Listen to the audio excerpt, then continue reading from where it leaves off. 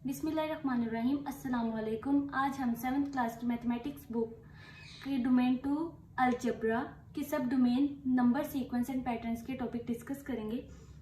Topic का नाम है हमारे पास नंबर सीक्वेंस। नंबर सीक्वेंस हमारे पास क्या होता है? कोई भी ordered list of numbers. Ordered list of numbers में हमारे पास हम एक सीक्वेंस लिख लेते हैं 2 4 6 8।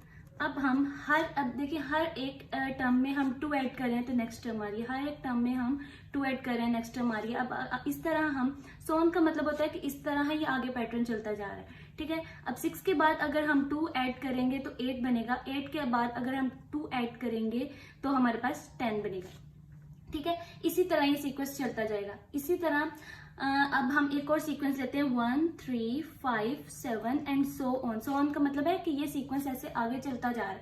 अब इसमें भी हम 1 के बाद 2 ऐड करेंगे तो हमारे पास 3 बन जाएगा, 3 के बाद 2 ऐड करेंगे 5 बन जाएगा। मतलब ये कोई भी ऑर्डर लिस्ट है, मतलब कोई भी इसमें डिसऑर्डरमेंट नहीं है कि मतलब 1 के बाद 5 नहीं है, 5 के बाद 7 नहीं है, 7 के बाद 6 नहीं है, तो ये हमारे पास कोई भी सीक्वेंस नहीं बन रहा, ठीक है। तो ये हमारे पास कोई भी ऑर्डर्ड सीक्वेंस होना चाहिए, मतलब 2 को ऐड कर रहे हैं तो नेक्स्ट टर्म आ रही है।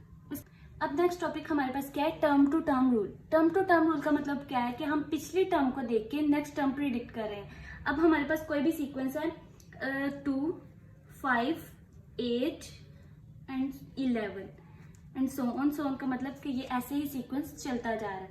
अब 2 के बाद हम अगर 3 ऐड करेंगे तो 5 बनेगा, 5 के बाद अगर हम 3 ऐड कर रहे हैं तो वो 8 बन रहा है, 8 के बाद अगर हम 3 ऐड कर रहे हैं तो वो 11 बन रहा है। इसी तरह अगर हम इसके आगे 3 ऐड करेंगे तो वो हमारे पास 11 12 13 14 बनेगा। तो ये हमारे पास नेक्स्ट टर्म आ गई। 14 के अंदर अगर हम 3 ऐड करेंगे तो अगली टर्म बन जाएगी। इसी तरह ये हमारे पास क्या है कि हम पिछली टर्म की मदद से अगली टर्म बना रहे हैं, तो ये हमारे पास क्या है? Term to term rule. अब आ जाता है पोजीशन टू टर्म रूल। हम अपनी एलिमेंट्स की पोजीशन के हिसाब से वो टर्म प्रिडिक्ट करते हैं। मतलब अब हमारे पास पोजीशन का तो पता है, फर्स्ट पोजीशन है, second position, third position and so on to end. Nth term का मतलब है कि उस सीक्वेंस की जो लास्ट पोजीशन होगी उसको हम एंथ टर्म कहेंगे, ठीक है। एंड टर्म, अब हम कोई भी सीक्वेंस ले रहे हैं, जैसे हमारे सीक्वेंस का फर्स्ट एलिमेंट क्या है 27, नेक्स्ट एलिमेंट क्या होगा 29, नेक्स्ट एलिमेंट क्या है 31। इससे मतलब हमें पता चल रहा है कि इसके अंदर हम 2 ऐड कर रहे हैं तो 29 बन रहा है, 2 ऐड कर रहे हैं तो 31 बन रहा है। अब हमने इसकी फोर्थ पोजीशन प्रिडिक्ट करनी है। फोर्थ पोजीशन प्रिडिक्ट करनी है तो इसका क्या मतलब है कि अगर हम इसके अंदर 2 ऐड कर देंगे तो हमारे पास इसकी फोर्थ पोजीशन आ जाएगी, वो होगी हमारे पास 33। इसी तरह हम अगर nth टर्म को हम इज इक्वल टू 10 कह रहे हैं तो इसका मतलब क्या है कि nth टर्म को हम 10th पोजीशन कह सकते हैं। इसी तरह हम ऐड करते जाएंगे 2 एंड 10 तक जब हमारी आएगी तो उस जो टर्म बनेगी हम उसको कहेंगे वो 10th एलिमेंट है उसका। चलिए डिस्कस करते हैं एक रियल लाइफ प्रॉब्लम। उन्होंने कहा है कि फर्स्ट रो है उसमें 25% है, सेकंड रो में 27 सीट्स हैं, थर्ड रो में 29 सीट्स हैं, फोर्थ रो में और फिफ्थ रो में कितनी सीट्स होंगी, ठीक है। तो हमने पहले first of all complete table करना है। हमें पता है कि हमारे पास जो A1 होती है वो हमारे पास फर्स्ट होती है, फर्स्ट एलिमेंट होता है, उसमें 25 है। A2 है तो हमारे पास ये 27 है, A3 है तो हमारे पास 29 सीट्स हैं, ठीक है। तो अब हमने A4 फाइंड करना है। तो हमने जैसे पहले कहा था कि हम सेकंड एंट्री में से फर्स्ट एंट्री माइनस करते हैं, ठीक है। तो सेकंड एंट्री हमारे पास क्या है 27 माइनस 25। तो इसका क्या मतलब है कि हमारे पास 2, मतलब 2 का डिफरेंस है इनके अंदर, तो हम 2 का डिफरेंस इनके अंदर ऐड करते जाएंगे। जैसे A3 plus 2 is equals to 29 plus 2 which is equals to 31, ठीक है। तो A4 हमारे पास किसके इक्वल आ गया 31 के ऊपर, इसको हम हाईलाइट कर देते हैं। इसी तरह अब हमारे पास A5 है, A5 को हम किस तरह करेंगे A4 प्लस 2 हमारे पास क्या है इनका डिफरेंस, तो हम इसको ऐड करेंगे 31 plus 2 which is equals to 33 and so on. इसी तरह इसको भी हम हाईलाइट कर देते कि हमारा जो A5 है वो इसके इक्वल आया है। A6 इज इक्वल्स टू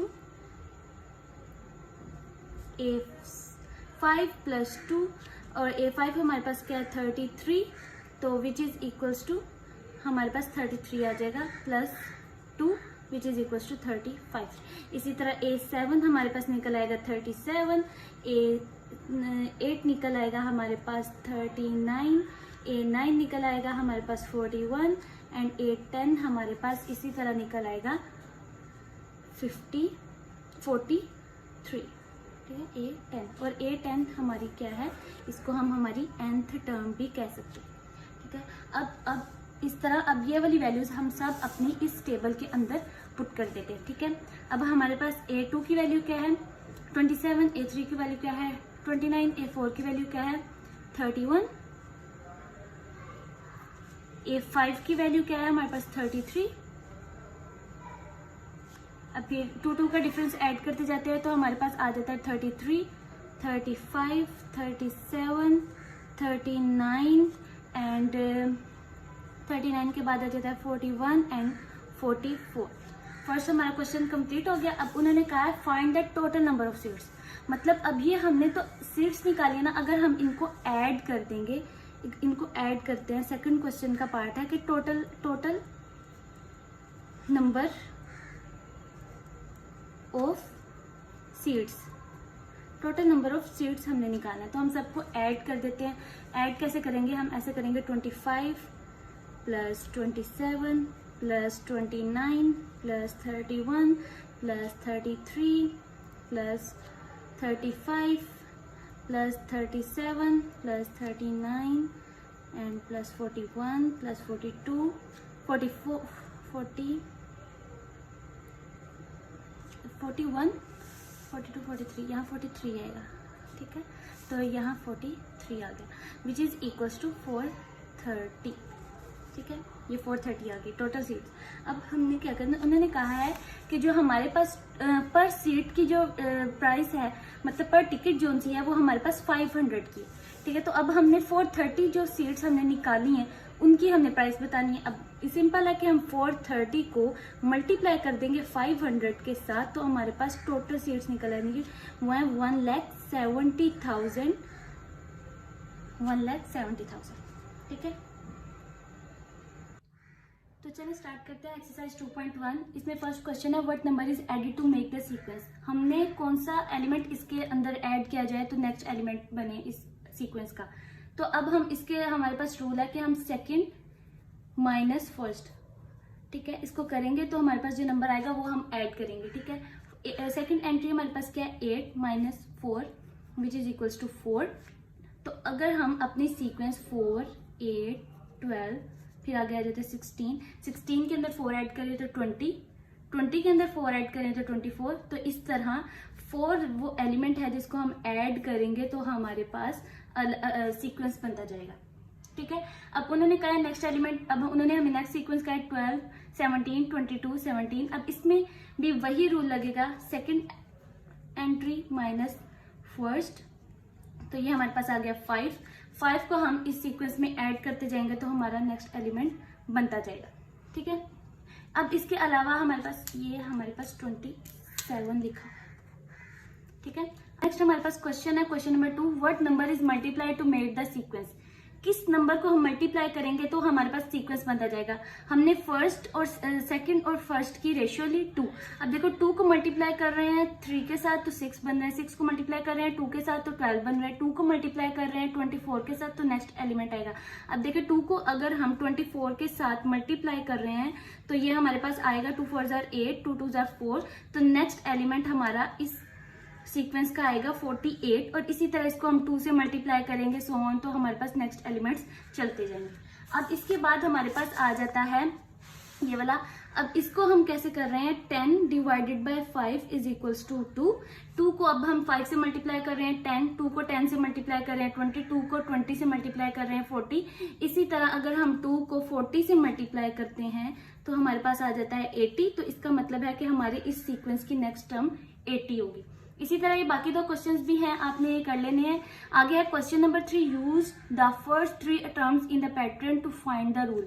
अब हमने इसको रूल फाइंड करना है कि हम इसमें क्या ऐड करें तो हमारे पास ये रूल बने। अब 52 है, 52 के बाद हमारे पास 57 है, फिर 62 है। अब हम 57 वही रूल 57 माइनस 52 करेंगे, हमारे पास आंसर क्या आ गया 5। 5 को हम अगर इस 62 के अंदर ऐड करते तो हमारी नेक्स्ट टर्म प्रिडिक्ट हो जाएगी कि नेक्स्ट टर्म हमारे पास क्या है। तो अब 62 प्लस अगर हम 5 करते हैं तो ये हमारे पास 67 बन जाता है। 67 का मतलब ये है कि हमारी इस टर्म सीक्वेंस की नेक्स्ट टर्म 67 होगी एंड 67 प्लस 5 करेंगे तो हमारे पास इस टर्म की नेक्स्ट टर्म निकल जाएगी, वो हमारे पास हो जाएगी 72। अब नेक्स्ट हमारे पास आ जाता है इस टर्म की, हमने नेक्स्ट टर्म प्रिडिक्ट करनी है कि इसकी टर्म की नेक्स्ट क्या होगी। अब हमने उसी तरह वही रूल लगाना है, 85 माइनस 78, ठीक है। 85 माइनस 78 हमारे पास क्या बनता है 7। अब 92 के अंदर हम अगर 7 प्लस करेंगे, 92 के अंदर अगर हम 7 प्लस करेंगे, 7 और 2 9 एंड 9 99, इसकी नेक्स्ट टर्म हमारे पास 99 बनेगी। 99 में सो ऑन हम 7 प्लस करते जाएंगे तो फिर हमारी नेक्स्ट टर्म बन जाएगी। इस तरह ये हमारे पास सीक्वेंस चलता रहेगा। एक्सरसाइज का क्वेश्चन नंबर 4 है use the pattern rule to make the sequence. अब हमें उन्होंने रूल दिया हुआ है, हमने से सीक्वेंस बनाना है। अब उन्होंने कहा है स्टार्ट विद 8। अब हमें पता है कि हम अपनी फर्स्ट टर्म को A1 कहते हैं, वो 8 के साथ स्टार्ट हो रही है एंड ऐड 2 ईच टाइम, और हमने 2 को ऐड करना है ईच टाइम। मतलब अब जो हमारी A2 होगी वो हम करते हैं previous term 8 plus 2 which is equals to 10।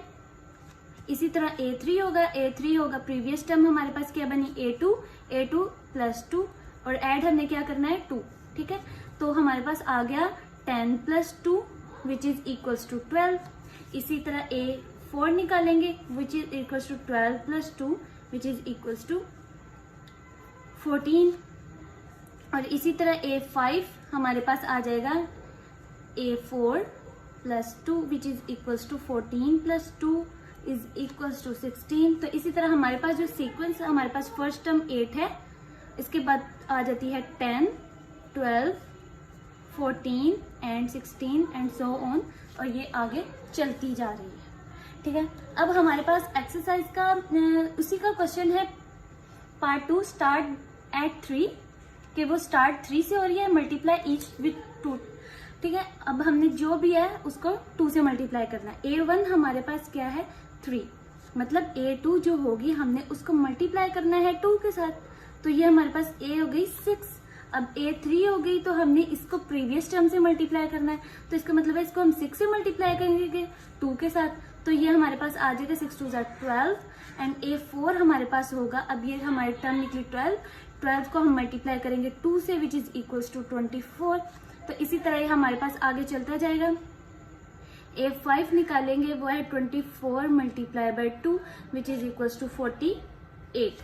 इसी तरह हम सबको निकाल लेंगे, फिर हमने इनको सीक्वेंस में लिख देना है 3, फिर उसके बाद हमारी वैल्यू की निकली थी 6, फिर निकली थी 12, फिर हमने निकली 24 एंड 48 एंड सो ऑन। आगे हम 48 को मल्टीप्लाई करेंगे 2 के साथ, तो फिर अगली टर्म आ जाएगी, जो अगली टर्म आएगी उसको भी 2 के साथ मल्टीप्लाई करेंगे तो अगली टर्म आ जाएगी। तो ये हमारा हो जाएगा आज। तो उम्मीद है आप लोगों को हमारी वीडियो पसंद आई होगी। मज़ीद वीडियो देखने के लिए हमारे चैनल को सब्सक्राइब करें।